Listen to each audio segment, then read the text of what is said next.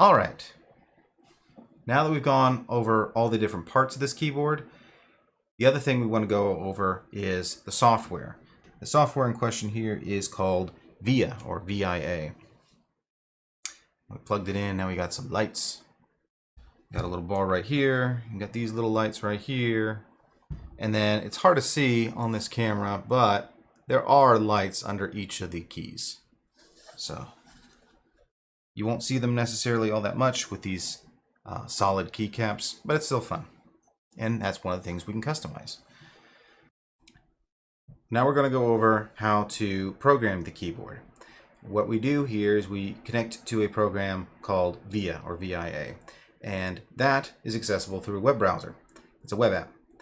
Now, if you use Windows or Mac, you just go to the website and connect. But if you use Linux, you might need to set some sort of weird permission thing via the command line. I can go over it real quick. I use Linux myself. So let me just show you right here. It's what I got a little terminal window here for. There we go. I have this little script that I run, and it runs this sudo chmod 777 on this dev 8i draw and then asterisk. I'm not going to pretend I fully know what that does. I had to look this up, through Google and maybe some AI-based searching stuff, whatever. Eventually, I found the answer for this, and this solved the problem with the keyboard not being allowed to connect to the software. I just simply run this, and then I run Chromium, and it works. As for the web browser, I keep mentioning Chromium. Any Chromium or Chrome-based browser will work. Chrome, Chromium, Edge, Brave, Opera, many others. They're all Chromium-based. If you use Firefox, which I prefer to use personally, because I'm a rebel, I guess, this won't work. You have to use a Chromium-based browser. All you got to do, though, once you're ready, is go to usevia.app. All right, and we're going to authorize the device. And you'll notice nothing happened. Well, this is one of the tricky things with VIA. In order to connect to the software, you need what's called a JSON. It's like a JavaScript file. And actually, that's probably wrong. It's Java something or other. But it's a little config file that allows the program to not only recognize the keyboard, but also go, oh, okay, this is how it works. All right. Now, a lot of JSONs are already programmed into VIA. It has a huge database of a whole bunch of different keyboards out there. But there's a lot of keyboards that's been made. And getting your keyboard into VIA is a process, a lengthy process. In fact, this is like open source software. I think it's like one guy or a handful of people who maintain this. And for them to actually go through the process of vetting everything, it's a lot. So a lot of companies, especially companies based in China, just don't bother getting the JSON fully vetted and loaded into VIA. So what they do is they just drop a little JSON file on their website, have you go download it, and then you got to upload it into the website. Yes, it's a pain. But once you figure out how to do all that, it's not that bad. So, speaking of that JSON, you should find it linked below in the description. Hopefully I did that right. Not really used to doing that. Still a learning process. What you got to do is come over here to the settings and click on Show Design tab. That opens up a little extra tab up here. And yes, there's all about, development purposes. Oh, don't do stuff you're not supposed to do. If you don't know what you're doing, don't worry about it. Hit confirm. That's just a little disclaimer. Load draft definition. That's that JSON file. Or I think you can click up here too. Yep. I got a whole bunch of JSONs in here for a bunch of different keywords. Here's the JSON in question. This is Max 102. I'm going to open it. And hey, that looks familiar. That looks like the keyboard, right? Make sure as well, under shown keyboard definition, you have this selected. If you have a whole bunch of JSONs, like I do, then you might see a whole bunch in here once you've uploaded them to the website. So once you got that, you come back to configure, and you authorize again, And hey, there's the keyboard. Cool. Now, let's go over how this all works real quick. First thing to note, you got these layers up here. You'll see layer 0, 1, 2, 3, 4. Most keyboards will have like, 4 layers that's programmed. I've seen some that have like 10 layers or something like that. This one happens to have 5. And what you'll have is one layer that's designed for just your regular typing, right? Everyday typing. A second layer will be for if you hit the modifier key. In this case, it's this key right next to the space bar. That's the one labeled FN, right, on the keycap. You hold down that key, and let's see here. Yep, that should shift to layer 1. And that allows for, all these extra little functions in here. Layer 2, this is actually the Mac layout. You'll notice it all looks the same. That's intentional. But now this is pointing to this MO parentheses 3 is pointing to layer 3. So if we go to layer 3, well, this up here up top, now we got these more media layered keys here. You can see the difference. That's literally it. It's just whether or not you're in Windows mode or Mac mode, right? This is Windows mode. 2 here is Mac mode. And the difference, you'll notice, is Alt is right here and Windows key is right here. Whereas Windows has Windows in the middle.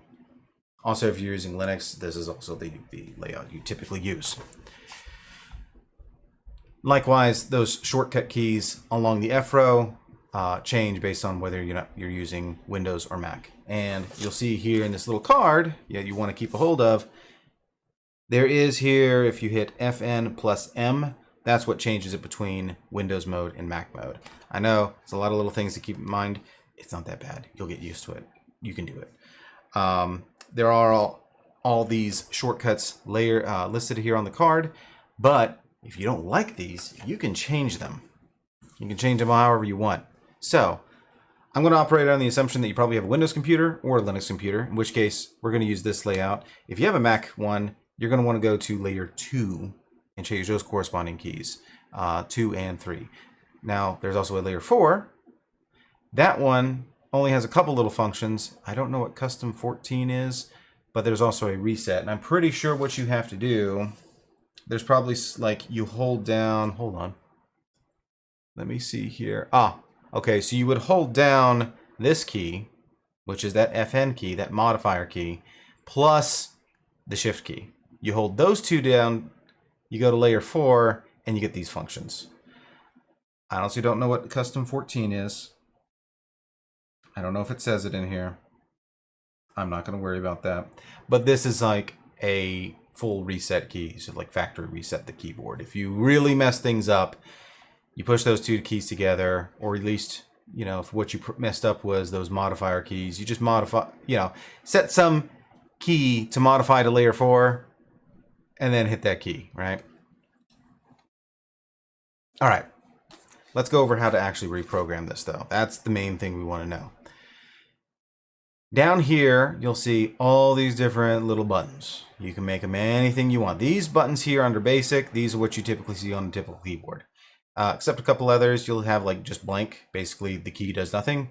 Or this, which is, that's if you're using the function or the FN key to go to a different layer. And you'll notice here, there's a bunch of these little down arrow things. That basically means do the exact same function on the previous layer.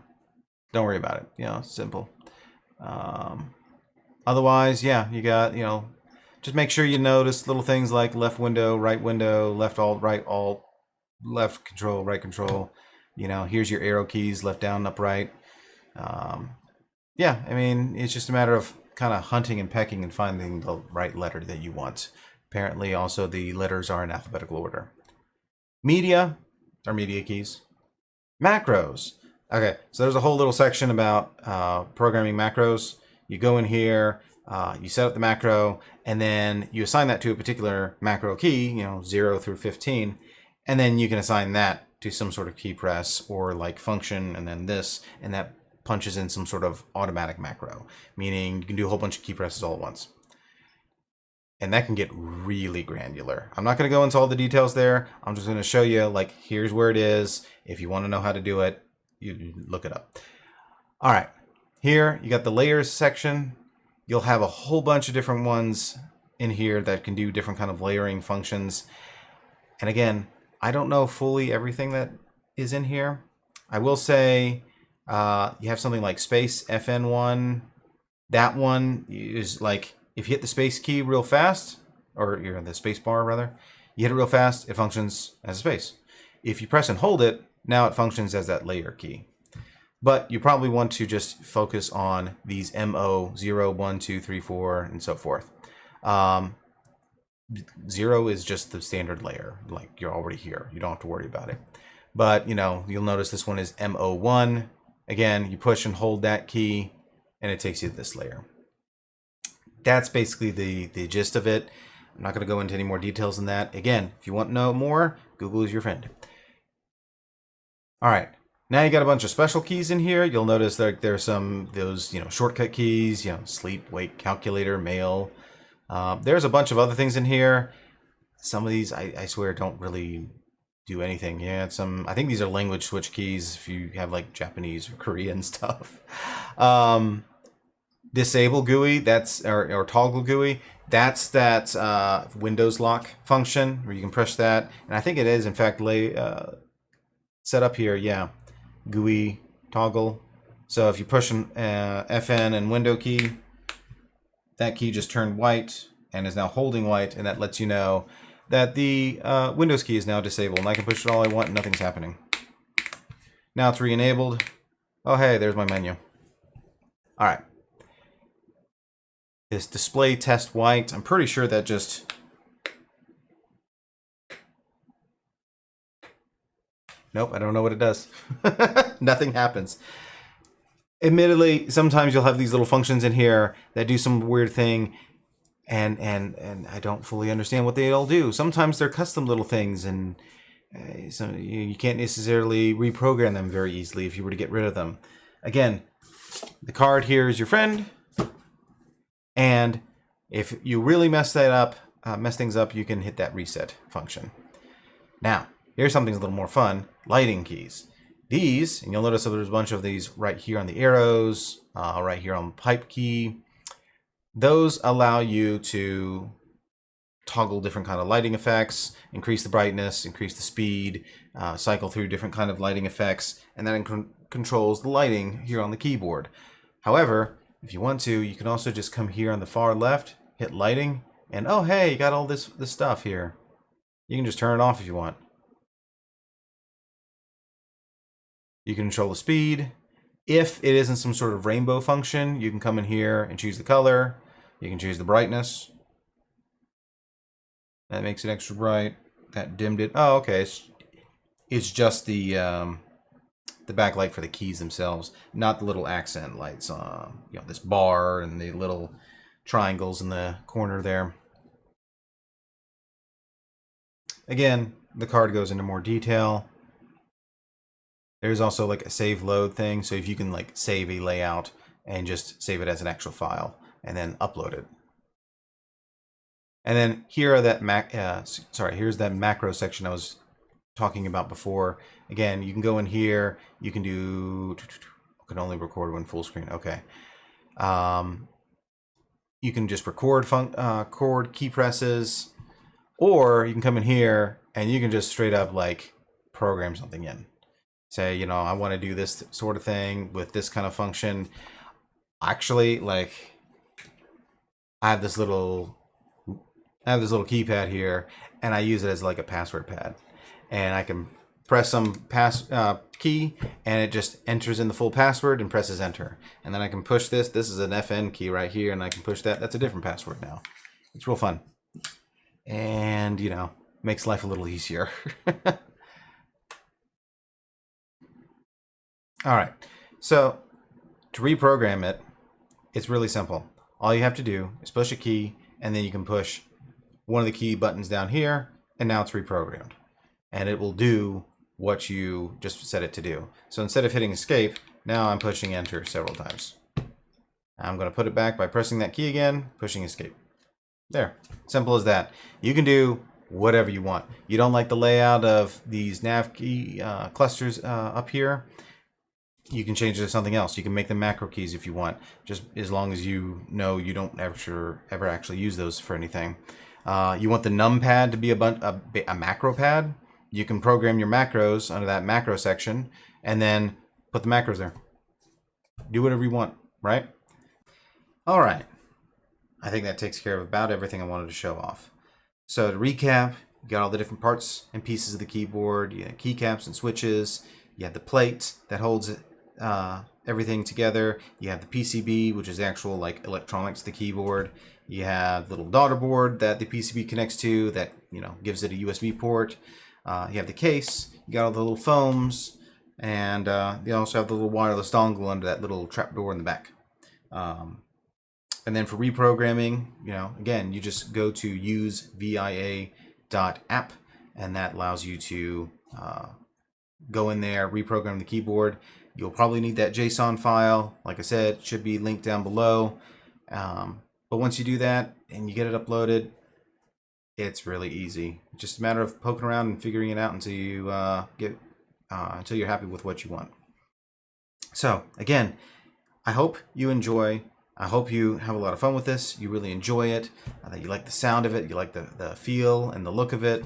I really do, you know, have a lot of fun putting these things together. Just, you know, building them, testing them out, and just, you know, I don't know.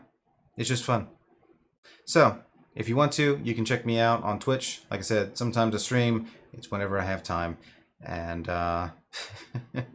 being an adult, being a dad, and, you know, having a full-time job, sometimes you just don't have a lot of time or energy to do all that. But again, if you want to stop on by, feel free. I'd appreciate it. All right. You have a good one, and enjoy the keyboard. Bye now.